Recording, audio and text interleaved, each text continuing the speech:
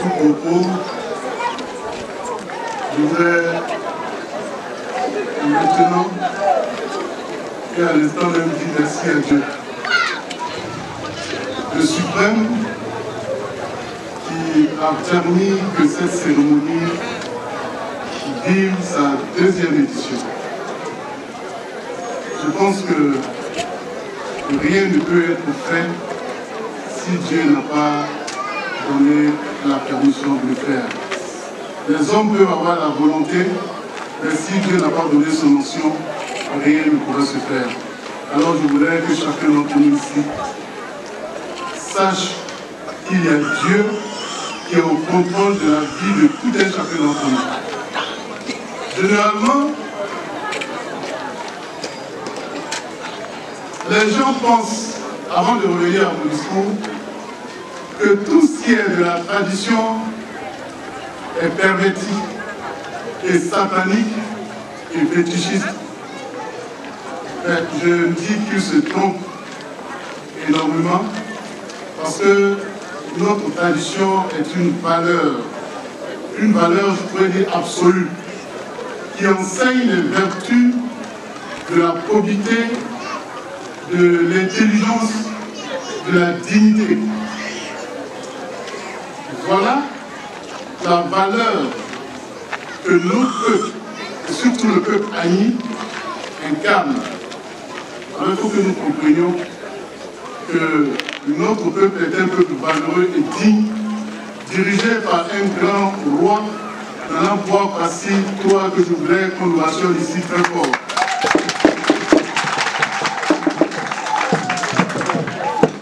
Longue vie au roi. Monsieur le ministre-gouverneur du district autonome de la Comoué, M.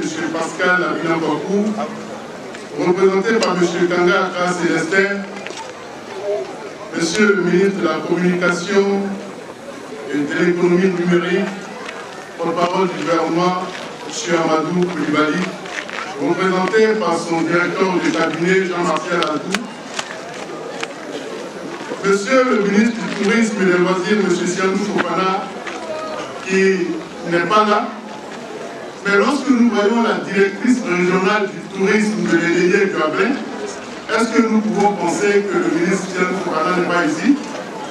Alors, je salue la directrice régionale du tourisme de l'Élégué Gablin, qui, ma foi, représente valablement le tourisme dans l'Élégué Gablin. Mesdames et messieurs, je vous salue. Monsieur le préfet de région, préfet du département d'Abangou, représenté par le sous-préfet de Niablé, le sous-préfet Bamba Amara. Monsieur le président du conseil régional de l'Élégué Gablin, M. Wadia Essé, représenté par M. Kessé Joseph, 5e vice-président du conseil, honorable député, Monsieur Paul Kwame, ex-maire de la commune de Niablé, sois salué, cher aîné, pour ton soutien. L'année passée, tu étais ici, tu m'as soutenu et cette année encore. Tu étais là la dernière fois et tu m'as dit, maintenant je reviendrai et tu es revenu. Ce qui fait l'homme, c'est sa parole donnée. Et c'est la parole donnée qui fait l'homme. Merci, cher aîné.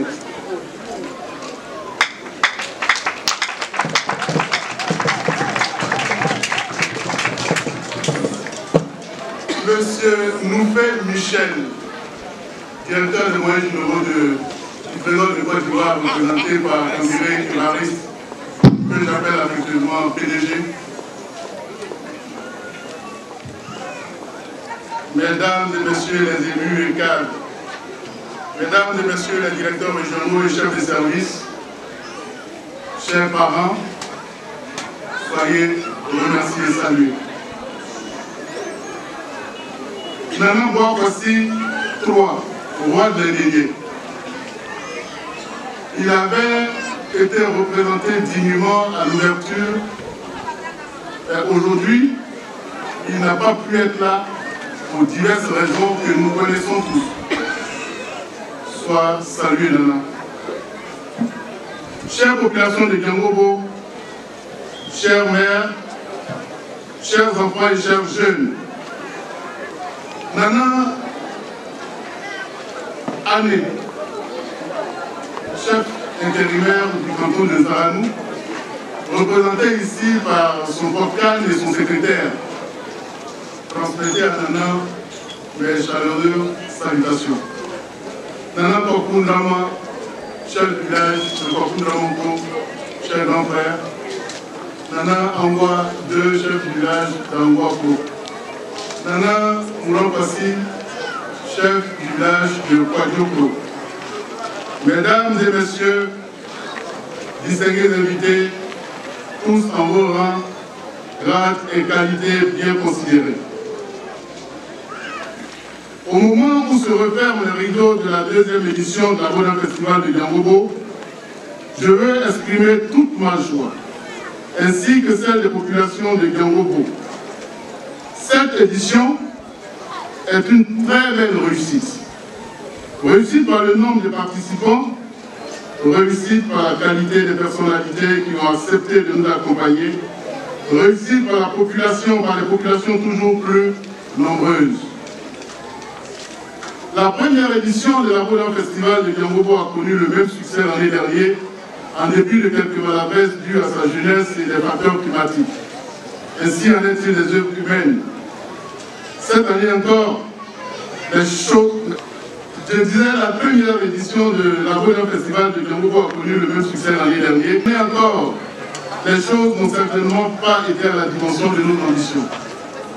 Je voulais, à mon nom propre, au nom du comité d'organisation, au nom des populations, vous prier d'accepter nos excuses pour tous les désagréments survenus et qui certainement surviendront encore. L'année dernière, des promesses faites n'ont pas été totalement tenues pour diverses raisons.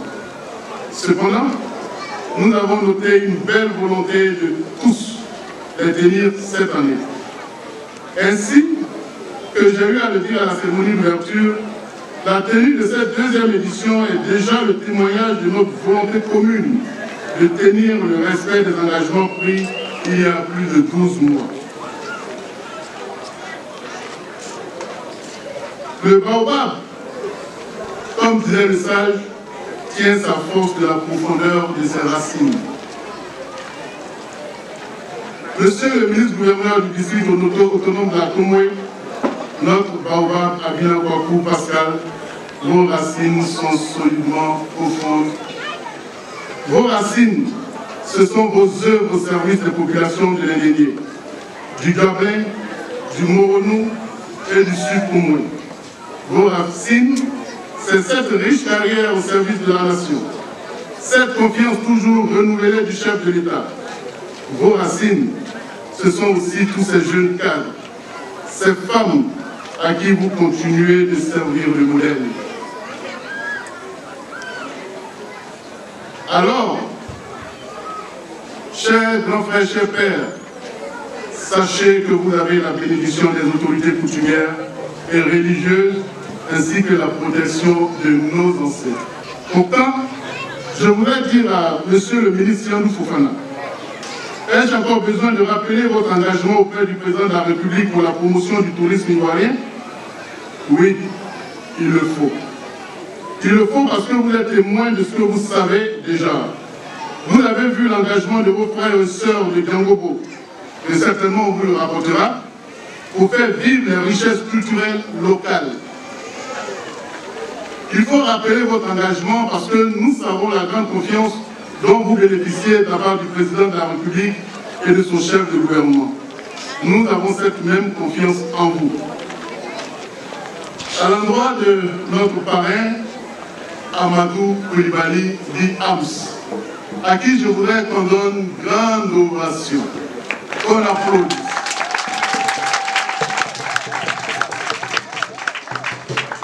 Lorsqu'on évoque un Z, on pense déjà à ses rayures.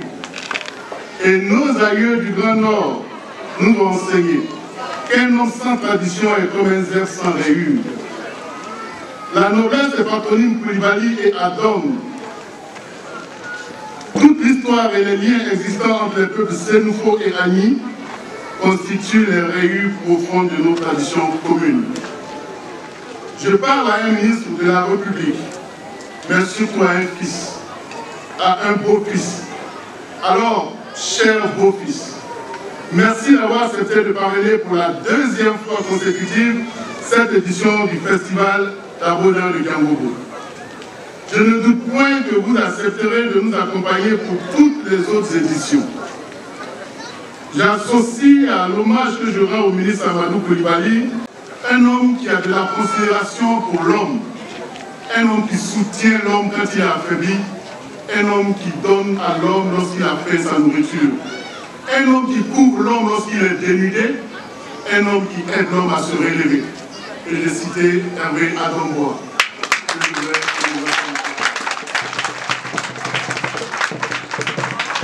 Je disais que j'associais à l'hommage que je rends au ministre Amadou Koulibaly toute ma reconnaissance à Hervé Adom et à sa femme Fatou Adom.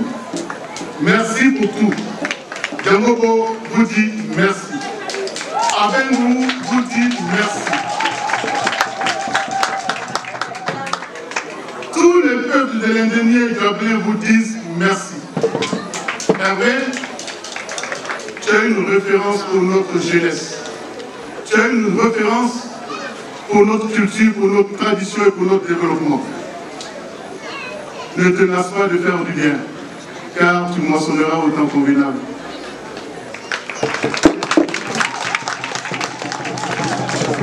Mesdames et messieurs, Diangobo est un modèle de résilience. Les braves populations de ce village savent qu'un enfant qui veut être porté par ses parents commence par soulever ses bras. C'est pourquoi, afin que les efforts, la bravoure de ces hommes et de ces femmes ne soient pas vains pour le développement de Diangobo, nous avons besoin du soutien des autorités. Je vais donc résumer nos principales doléances. Modi Nana est venu encore avec cette demande. Addiction en eau. L'eau est source de vie et quand on en manque, cela voudrait dire qu'on ne vit plus. Ou au mieux, on survit. Même en se levant à 4 h du matin pour aller chercher de l'eau, nos femmes n'en trouvent pas. Il n'y a pas d'eau à Diangobo.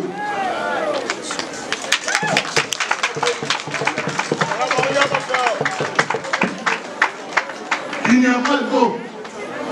Et c'est parce que vous ne pouvez pas vivre cette expérience.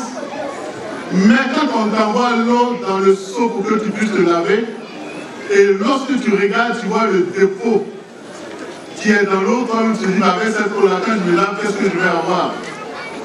Il fut un temps où il y a eu assez de maladies cutanées ici dans ce village, dues à l'insalubrité de l'eau. L'orpaillage clandestin est venu aggraver la situation avec l'assèchement et la pollution des cours d'eau. Les pompes à motricité humaine ne fonctionnent plus et le château que vous voyez n'existe que de nom. C'est un canari sans eau. En effet, construit grâce au dynamisme des populations qui ont pu bénéficier d'un projet de la base Banque africaine de développement piloté par Bayaïdé en son temps, le programme d'appui aux infrastructures agricoles de l'Indénié et Gablin, n'est malheureusement pas alimenté en eau. Il a été livré sans eau. Le fourrage qui devait alimenter ce château a été très mal construit. Nous avons besoin de fourrage pour alimenter notre château. Notre centre de santé manque de médecins et d'ambulances. Vous pouvez imaginer l'angoisse des populations et la tristesse du chef que je suis lorsque devant l'urgence, nous sommes impuissants. Nous avons urgemment besoin de médecins et d'une ambulance. Depuis 1995, nous avons bénéficié du programme d'électrification. Seulement depuis lors, le village a connu une forte croissance démographique. Si bien que nous nous retrouvons aujourd'hui avec un quart du village électrifié, pendant que les 3 quarts sont dans le noir au moment où notre pays Et notre région atteint les 100% de couverture de l'électricité. Est-ce que quelqu'un peut-il nous expliquer ça? Je me pose toujours la question.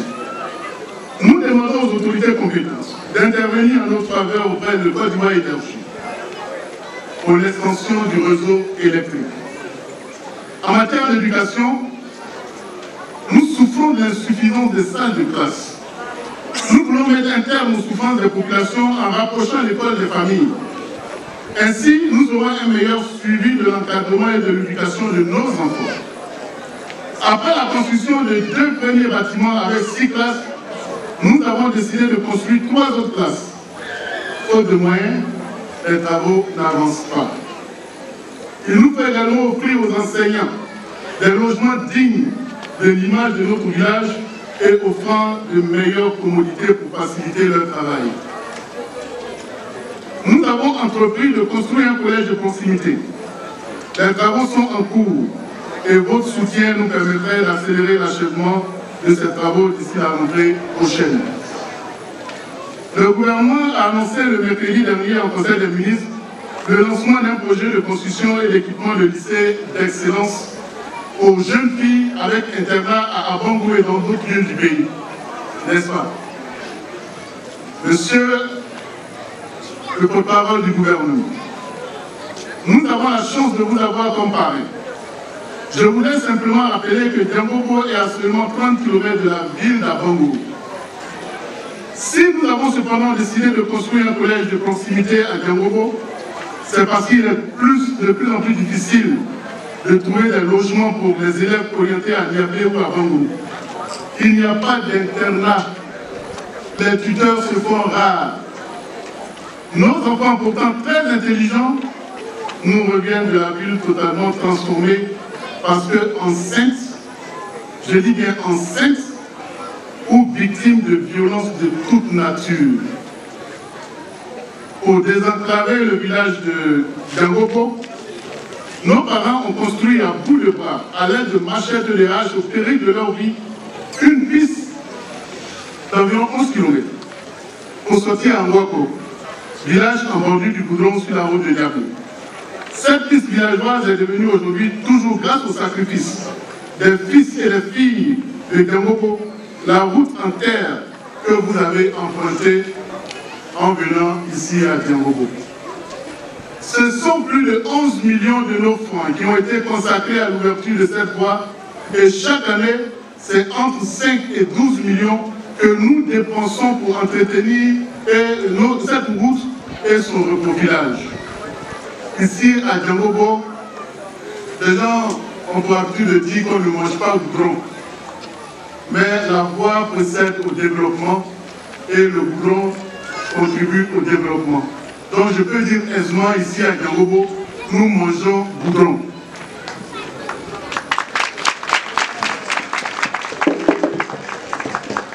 C'est pourquoi nous demandons du goudron sur cette route pour mettre fin aux souffrances des populations d'une part et faciliter l'écoulement des produits agricoles d'autre part. Car Diangobo, à l'image de tout le canton de Niamey, est une grande zone productrice de cacao. Diangobo est connu pour son organisation particulière.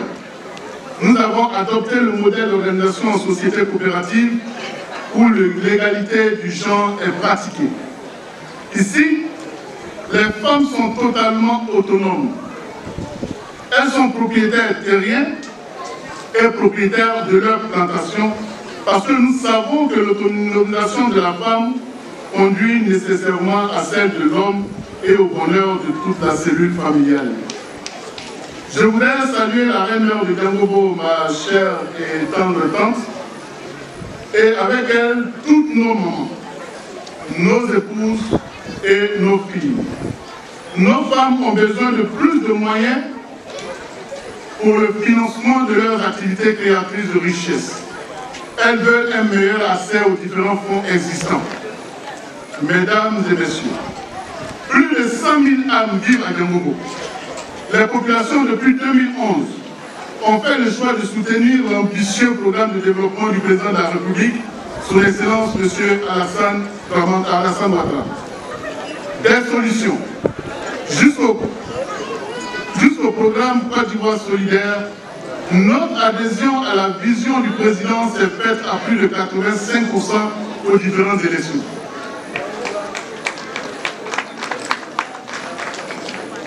Djangobo espère donc une oreille plus attentive à ses souffrances. Je lance donc un appel à la bonne volonté des autorités administratives et surtout politiques pour la réalisation des promesses faites aux populations. Mesdames et messieurs, comme lors de la première édition, je voudrais à nouveau lancer un appel à toutes les filles et fils de Djangobo, du canton et de toute la région d'Indénié-Gablé et du district de la autonome de la Comoué, pour qu'ensemble, nous puissions, au travers de ce festival, renforcer la solidarité et la paix, acte fondateur du royaume Mpenkro. Je n'aime pas les histoires. Je tenais tout particulièrement à vous remercier avec déférence à Majesté Nana Bokossi III, notre roi, pour l'onction qu'il accorde à l'organisation de ce festival. Merci aux guides religieux pour les prières et leur présence constatée à nos côtés, aux côtés de nos autorités et des populations. Je veux remercier également l'ensemble de nos partenaires. Merci au public, aux artistes, aux comiens, aux médias. Grâce à vous, ce festival a été un succès. Nous espérons vous retrouver nombreux le 26 juillet 2023 pour la 3e édition qui prendra une nouvelle dimension. Vive l'Abodin Festival de Djangobo, vive Djangobo, pour que vive l'Indénié-Gablé et vive la Côte d'Ivoire tout entière. Je vous remercie.